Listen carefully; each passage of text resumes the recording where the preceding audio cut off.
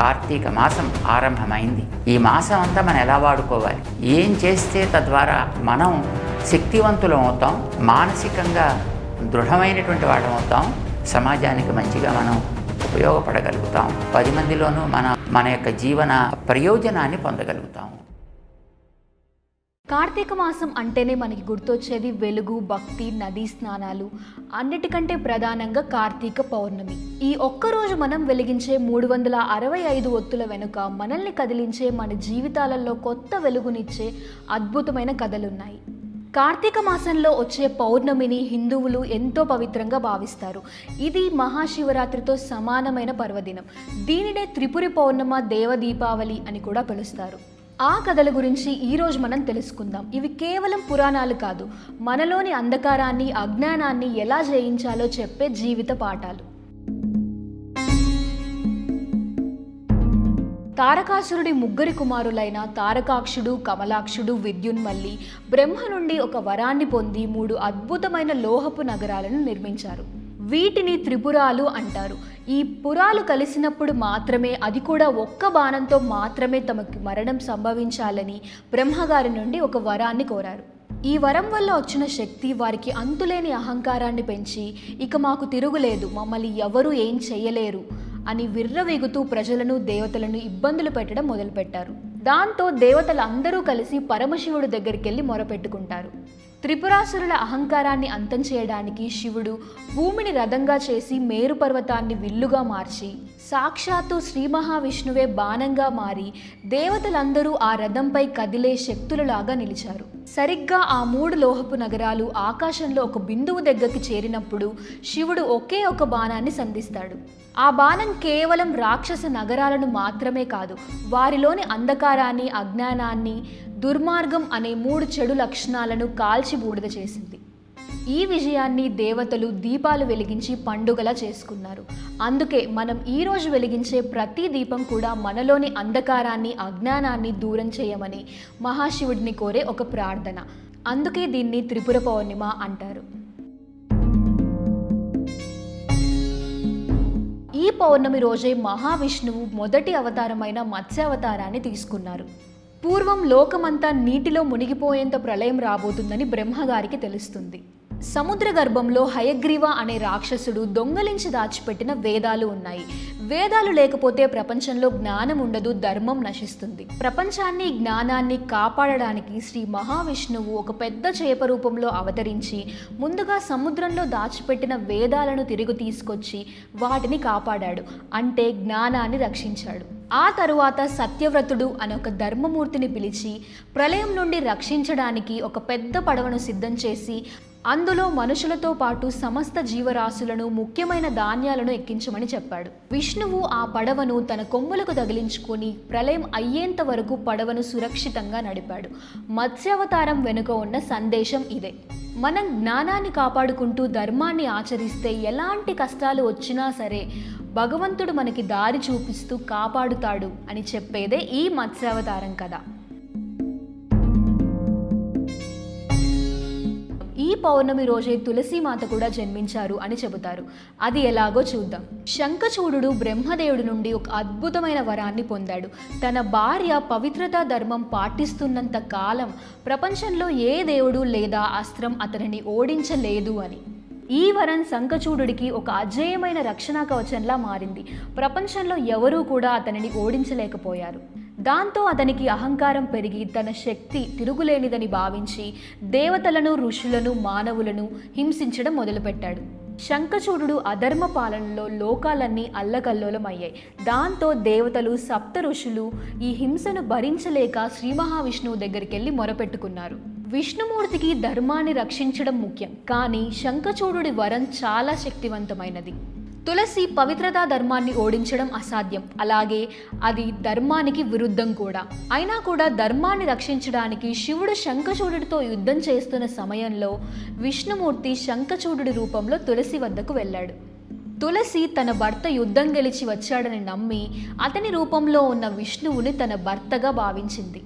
ఆ క్షణంలో ఆమె నిష్కలంకమైన పవిత్రతా ధర్మం అనే శక్తి కవచం పగిలిపోయింది. అప్పుడే యుద్ధంలో శివుడు శంఖచూడుడిని ఓడించాడు. ఆ తరువాత నిజం తెలుసుకొని తులసీదేవి బాధతో కోపంతో మోసం చేసినందుకు విష్ణుమూర్తిని నిలదీసింది. తులసి దుఃఖాన్ని చూసిన విష్ణుమూర్తి ఆమెకు శంఖచూడుడి అధర్మాన్ని అహంకారాన్ని అంతం చేయడమే తన కర్తవ్యం అని చెప్పాడు. అయినప్పటికీ తులసి తన భర్త మరణానికి కారణమైన విష్ణుమూర్తిని ఒక నిర్జీవ రాయిగా మారమని శపించింది. విష్ణుమూర్తి ఆమె శాపాన్ని నవ్వుతూ అంగీకరించి తిరిగి ఆమెకు ఒక వరాన్ని ఇచ్చాడు. ఆమె శరీరం నశించినప్పటికీ తిరిగి ఒక తులసి చెట్టులా అవతరించి ప్రపంచానికి పవిత్రతని ఇస్తుంది అని. శంఖచూడుడి అస్థికలు శంఖంలాగా మారి పవిత్రంగా పూజలందుకుంటాయి అని. నా పూజ ఎప్పుడూ తులసి ఆకు లేకుండా అసంపూర్ణం, అలాగే నువ్వు శపించినట్లుగా రాయి రూపంలోనే నేను కూడా పూజలు అందుకుంటాను అని చెప్పారు. తులసి పవిత్రతా ధర్మాన్ని గౌరవించి ఆమెకు ఈ వరం ఇచ్చిన పవిత్రమైన దినం కార్తీక పౌర్ణమి. అందుకే ఈ రోజున తులసి కళ్యాణం, సత్యమే ధర్మమని, నమ్మకమే పవిత్రత అని చెప్పే విష్ణువుని పూజించడానికి సత్యనారాయణ వ్రతాన్ని కూడా చేసుకుంటారు. శివాలయంలో కార్తీక పౌర్ణమి రోజు ఇంకొక అద్భుతం ఈ జ్వాలా తోరణం. వెదురు కర్రలు వరిగడ్డితో ఒక పెద్ద తోరణాన్ని కట్టి దానికి నిప్పు అంటించి ఆ తోరణం కింద నుంచి భక్తులు దాన్ని దాటి వెళతారు. దీనికి ఒక కథ ఉంది, అదేంటో మనం చూద్దాం. పాల సముద్రం చిలికినప్పుడు వచ్చిన హాలాహలం అనే విషాన్ని శివుడు లోకాలను రక్షించడానికి తాగి ఆ వేడిని తట్టుకోలేకపోయాడు. అప్పుడు పార్వతీదేవి అగ్నిదేవుణ్ణి ప్రార్థించి శివుడి ఉష్ణాన్ని శాంతపరచమని కోరింది. అగ్నిదేవుడు తన సహజ స్వభావాన్ని కొంత తగ్గించి శివుడికి ఉపశమనాన్ని కలిగించాడు. జ్వాలా తోరణం కింద నుండి నడవడం అంటే జీవితంలో వచ్చే కష్టాలు బాధలు అనే అగ్నిని ధైర్యంగా దాటుకొని వెళ్ళడం. కార్తీక మాసానికి పౌర్ణమికి కార్తికేయ అనే పేరు రావడానికి ఉన్న కారణాలలో కార్తికేయుడు కూడా ఒకరు. కార్తీక మాసం అనేది కృతికా నక్షత్రం పేరు మీదుగా వచ్చింది.